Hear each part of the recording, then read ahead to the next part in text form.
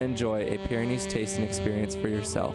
If you're looking for beautiful scenery, friendly people, and award-winning wines, visit us on the web at www.pyreneesvineyard.com to schedule a tasting or order our award-winning wines. That's Pyrenees vineyard.com, and don't forget to join us at the river.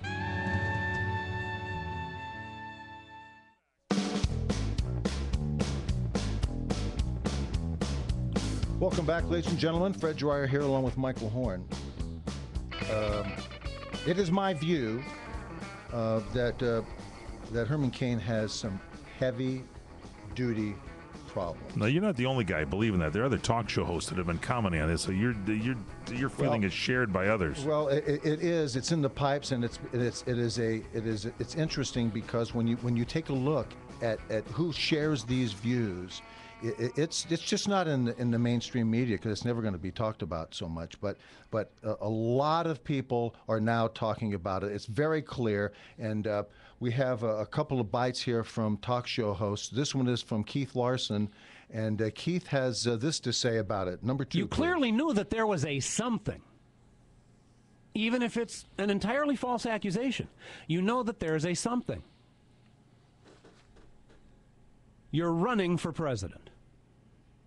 You actually think that something's not going to come up? Right, wrong, fair, not fair, politics, nasty media, whatever. I'm not defending the media. I'm not saying it's nice. But you really think it's not going to come up?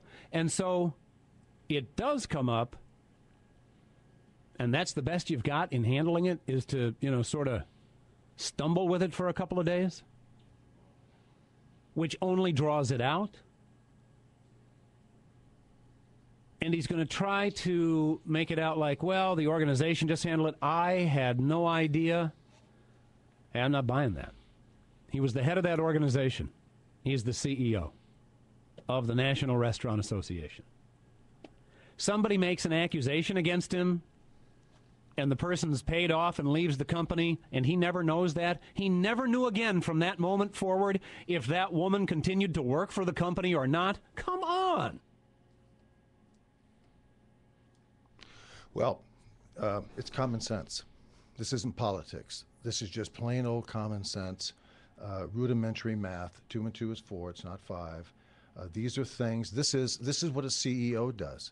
You take a look and you get an altitude, not as high as we are, Mike, because we're at 60,000 feet. 60,000 feet. Where I'm strapped in. We're busy dive bombing. We're strapped in. But this comment was made prior to the press conference. This was done on last Friday. That's so right. But it's still a good comment. It's a good thing. But I think he's addressed it more than a lot of other candidates have. Well, more. That's why, because he's being attacked more. But is he still able to get to the crux of the matter?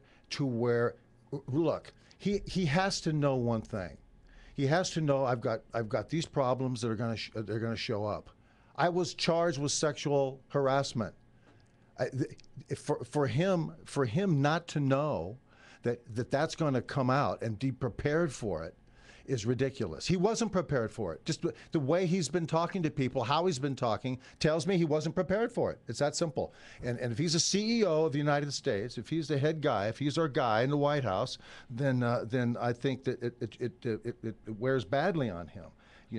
But we can talk all day long. There's going to be more of these things coming out. This fight has just begun, by the way. Yeah, well, some think it's all over. You got other talk shows that say that it's done with. And here's bite number 3, Bill Manders. He's not going to be the nominee in the Republican Party. His campaign is over.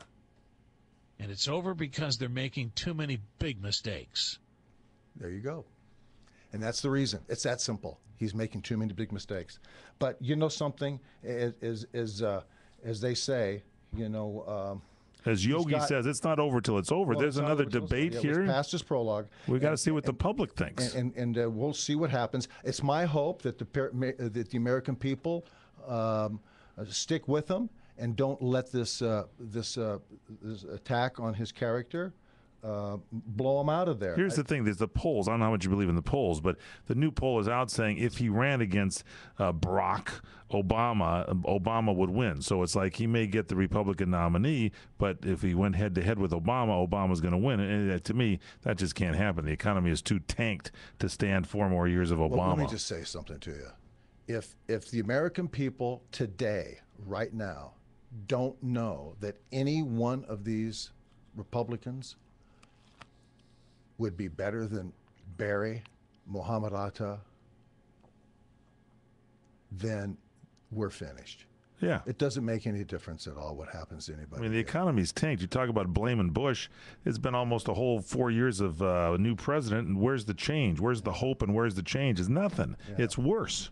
Well, speaking He's done of, nothing. Speaking Some of, don't believe that, though. Some Well- think that things have changed. I think you have some proof of that, don't you? This president segues himself, I into think, our, told me so. into our segment, our comic relief idiocy segment. Really? And yeah, we've got a lot of people here to hear from, and this is Barack Obama,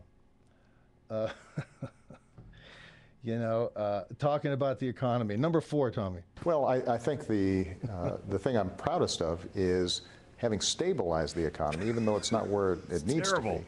Yeah, it's tanking. Keep in mind, when I came into office, the economy had contracted by 9%, Oh, yeah, which is the most since the Great Depression. Oh, By 2010, the economy had grown by 4%. So that was a huge reversal. Huge. And, we saved the auto industry. Saved it. We made sure that the banking system stabilized. Of course. The problem is that it stabilized an unemployment rate that's way too high. Stabilized it by giving everybody money. You just went out there and spent all of our money that we're never going to pay back. Now, That's how you stabilized having it. said that, Stabilize my pocketbook, would you? yeah, but having said, the audacity is that this guy could stand up. It's Marxian in nature. Stand up and tell people that the sun is not out when it is. The emperor has new clothes. Yeah, and that in the meantime, all the czars are working behind to undermine and make it worse. Remember, when this thing collapses, and it's on its way, when it collapses, it gives everybody perfect excuse to stand up and say, you see what white man's capitalism did? You see what George Bush and the conservative cowards and the criminals of the banking and Wall Street did to you? Now we have to come in, and now what we're going to do is the government's going to take over, and we're going to make sure that you get fed and you get taken care of on an everyday basis. And by the way, you have no future. It's over for you. Don't even worry about it. And We'll this take is care what of they're it. doing. The systematic destruction of capitalism and the white Judeo-Christian principles of our Constitution and our founding fathers. That's what's under attack. And Barry just keeps going on. We got more straight ahead, don't we? He goes on and on and on and on, and it's just preposterous. And Taking a lot of credit for making everything better, except I don't see anything better. Well, it's clear. It's clear what the problems are. Is he negotiating the NBA? He's going to solve the NBA. The question is, will the American people see it? We'll find that out when we get back. Don't go away.